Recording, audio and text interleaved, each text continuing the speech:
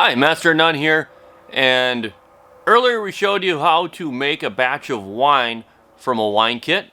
And I know not all of you drink wine. I don't drink a lot of wine, although I drink more of it when I have a 5 or 6 gallon batch of it just on hand. But a lot of you drink beer, and so do I. So today we're going to show you day one of a beer brew. So right now we're going to show you what you need to be able to brew beer. So what we have here is your basic extract brewing kit. This is your entry level into beer brewing. It comes with a bag of grains specific to the beer you're going to be making, which I've already transferred into this little grain sock, I believe they're called, that we're going to be putting into our hot water bath. It's going to come with a bag of hops that we'll be adding later during the boil, and because this is an extract kit, it comes with a jug of malt syrup. And if you get more advanced into brewing, instead of using an extract kit like this with the malt syrup, you do what's called all grain brewing, which takes a little bit more equipment and a little bit more time, but gives you more control over the beer and reduces your cost per batch of the beer. So we've got our kit here. Also, we're going to be using a fermenter, just like in our wine brew, with an airlock, just like in our wine brew. This isn't necessary, but I've also have a wort chiller there, and without a, in lieu of a wort chiller, you could just take your brew kettle after we're done boiling everything up and we're all set, and immerse that in your sink with cold water and ice to cool this off, because you're going to want to reduce the temperature at the end from boiling down to like 100 degrees as quickly as possible. So you've got to have some way to cool it off. Before I had a wort chiller in the summer, I just put it in the sink with cold water and ice. In the winter, I'd set it down in the snow. Anything will work, but a wort chiller is the easiest. You just hook your garden hose on the one end and a hose going out just to into the grass or whatever in the other end, and circulate water through it. That gets immersed in the brew kettle and it cools it off. Again, just like with the wine, you're going to want everything sanitized.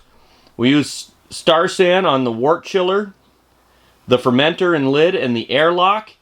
And on my yeast packet, I'm not concerned so much with the brew kettle because we're going to be boiling with that for quite a while. So now we're going to get started. First off, we're going to get 2 gallons of water into the brew kettle and light her up.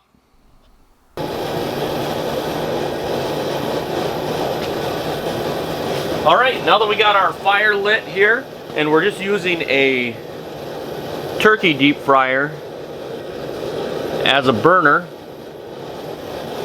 for this, and that's the stand that your turkey deep fryer comes with. If you don't have one of those, you're going to need some kind of burner to do this. You're not going to want to do it inside the house. As this process progresses, you really have a high likelihood of this boiling over as you move forward. You've got to pretty much watch it the entire time once you're boiling.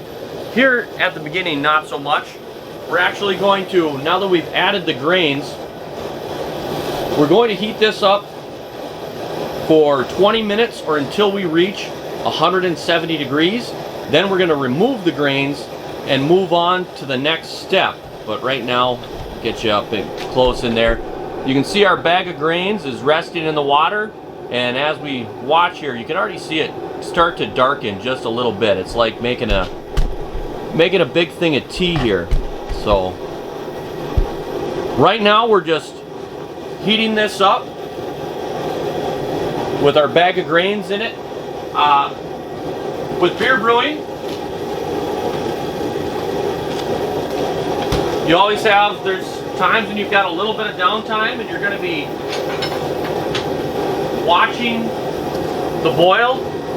You could leave here for a couple minutes now, but once you've added the hops and you're doing the actual boil, you can't really leave, and you pretty much got to watch it.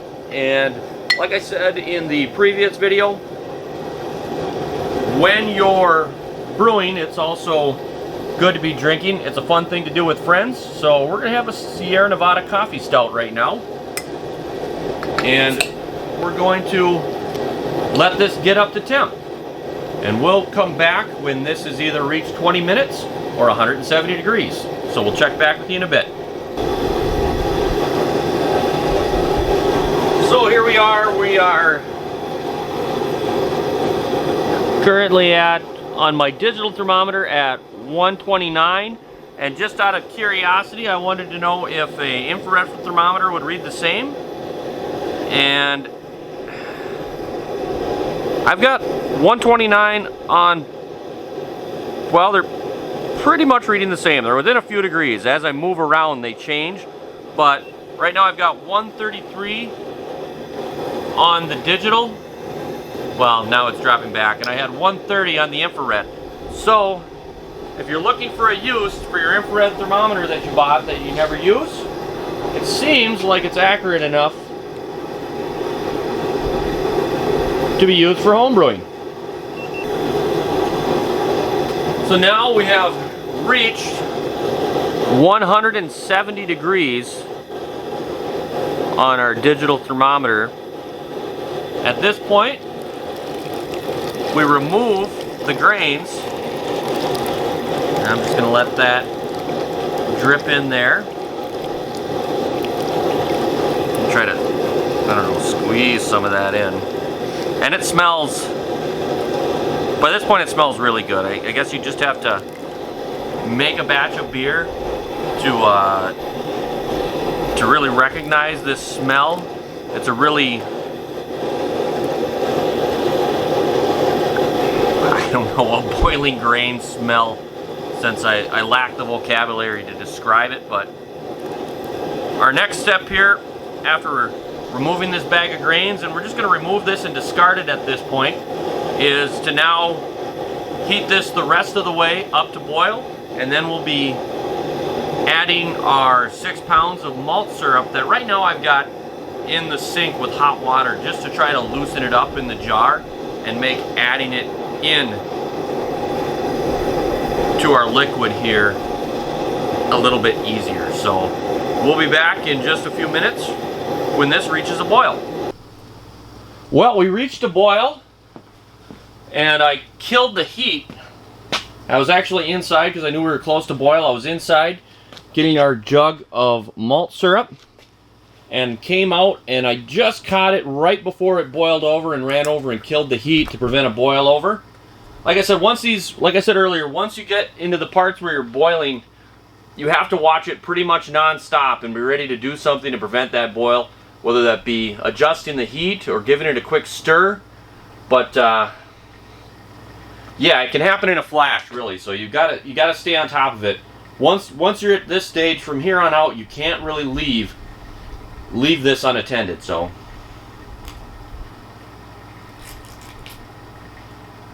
got our malt open. There's the foil for that.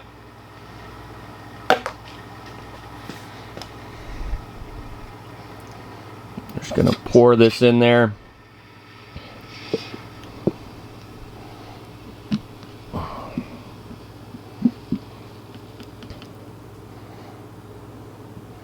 You can see why I put this under some hot water to heat it up. It is some thick, gooey stuff. I think I'm actually going to get the container down in there and get some of that hot water in there and shake it up and try to get as much of that as possible, because this is the stuff that's going to give you the good alcohol content to your beer and the good flavor too. So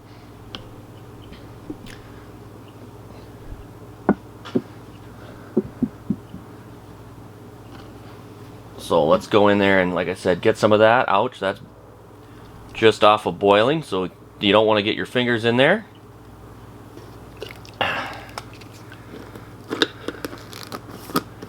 We'll put the lid back on. And woo! And give her a shake. And you can see that just immediately cleaned up the inside of that bottle. That's what I was looking for. Now we'll add that back.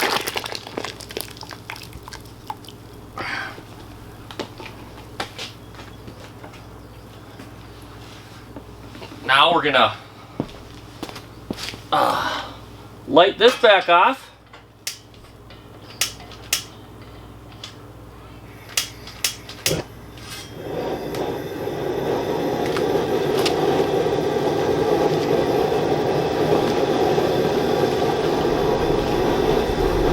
And bring this back up to a boil. I'm also gonna get a spoon now and stir it to try to keep that malt off the bottom and get it to dissolve into the wort.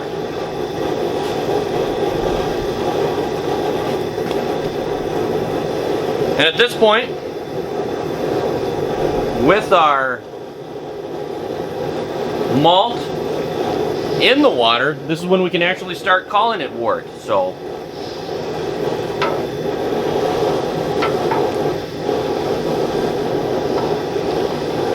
just trying to get all that malt syrup to dissolve in here, because we don't want that sticking to the bottom and burning there. That would, one, make a mess, and two, it's going to kind of ruin your flavor with that burnt onto the bottom. So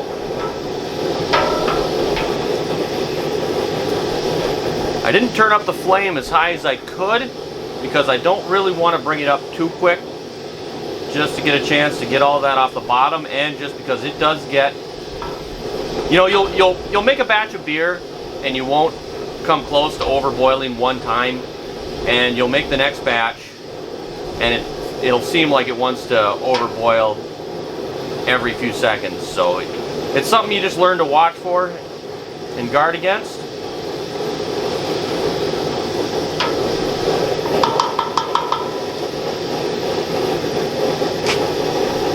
Doesn't quite look like we're at boiling yet. I guess I could grab a temperature check to see how close we are.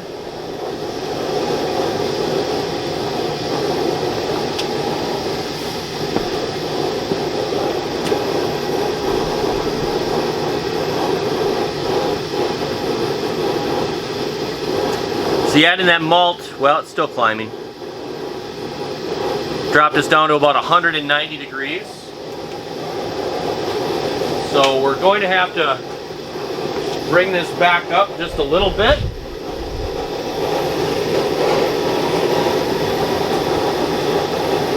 I'll turn the burner up just a hair and give it another stir.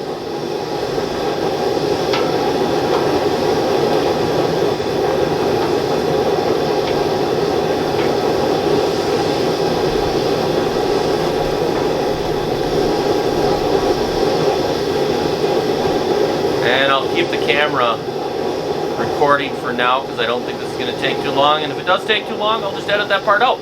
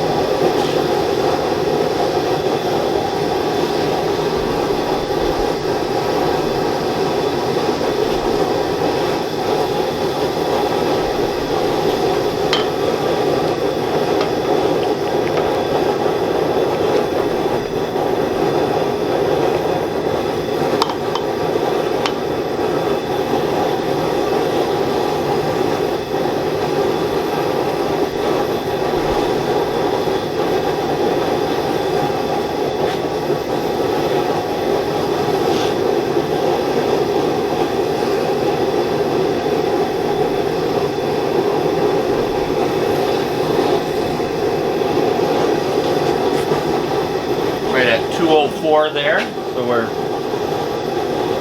approaching boil once again, and actually it looks like it's starting to boil right now. So at this point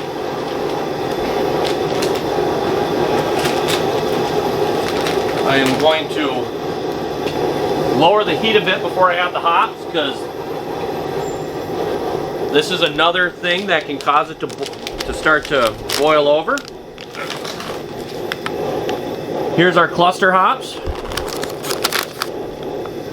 And they're hop pellets. That's what they look like. And we're just gonna pour those in. And that was 1 ounce of hop pellets.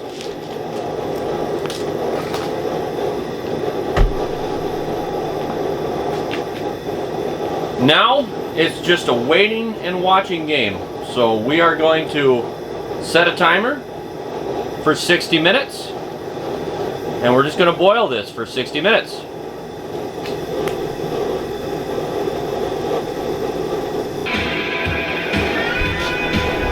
Alright, we're just over the halfway point, and here we are at 27 minutes to go in our 1 hour boil of the hops. And all we're really doing right now is observing, making sure it doesn't boil over. If it does boil over, you know, you can always either lower the heat, because we want a nice vigorous boil, but we don't want it boiling over. You can try to give it a stir, because sometimes that'll knock it down. And I also do have a pair of, well, my welding gloves handy, just to lift the pot off the burner really quick to prevent it from boiling over. And since we are brewing, we're also drinking. Right now I'm on a Bell's Bright White, and by the time we finish with this boil, I'll have a couple more different beers that I'll have drank. And this is the part where it's fun to brew with friends. If you've got someone who comes over and drink beer, you might as well have them come over when you're making beer, because you can sit around and watch this thing boil and have a couple beers. On that note, I'm going to keep doing what I'm doing, and we'll get back to this when it's time to move on to the next step. And here we are 1 hour into our boil after adding the hops. So we're done here. We're going to cut the fire right now, and we're going to bring this outside and put the wort chiller in it and start cooling it off. All right, here we are, and it's a little windy out here, so I hope you can hear me okay. But we have, this is the wort chiller in action. We have water coming from the hose coming in here. It goes into your wort chiller, passes through all of your wort, comes out the yellow hose there, which just runs off over there in the yard. And if you went and felt that, it is, you know, definitely warmer than the hose water. So this is going to cool off your wort really quick. Right now, while this is cooling, is while you would go and, you know, sanitize your yeast packet and fermenter if it hadn't been done yet. And I'm also going to get the fermenter out here with 2 gallons of water in it, and we'll move on to the next step. And there we are after just well, I'll say several minutes, probably more like 5 to 10 minutes. Our temperature is down where we need it to be, so we've shut the hose off, and we are now going to add the wort to 2 gallons of water inside our fermenter.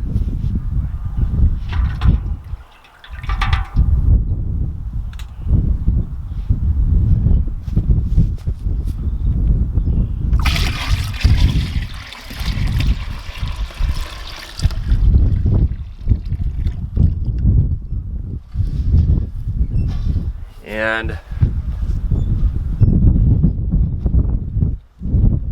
we are just shy of about 4 gallons of water right now. So I'm going to bring this inside, top it off to 5 gallons, and finish up the day's brewing. All right, here we are, right at 5 gallons.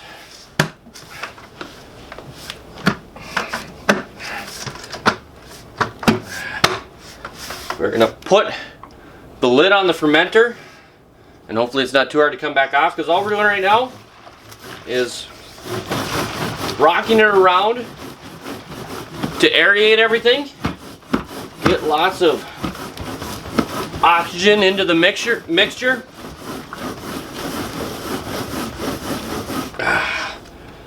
And taking the lid back off. Now, there are special equipment in the brewing industry made for doing the same thing as we just did that you'd pay money for, and it'd be like a little diffusion stone that you would hook to an aerator, kind of like you would use for a fish tank. And it would put oxygen into it, and you just put it in there and let it sit for a while. Now that we've aerated the wort, this is our liquid yeast packet that's been warming up for the last few hours because we refrigerated it after we got it. We simply pour this in now.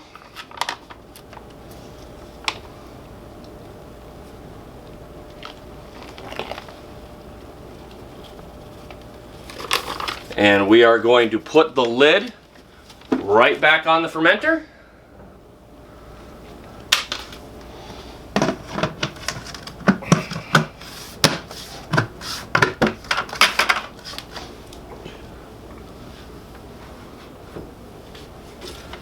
Place our airlock in.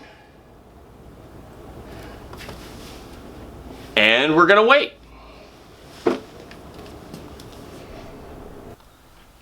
So there we have it. Day one of a beer brew. We'll be back in the future with an update, and just like the wine video, we'll come back with a second video, and if needed, a third video to show you how things go. And I hope you all enjoyed the video. I know I had a lot of fun making it, so like and subscribe. Once again, have a nice day. This has been Master of None.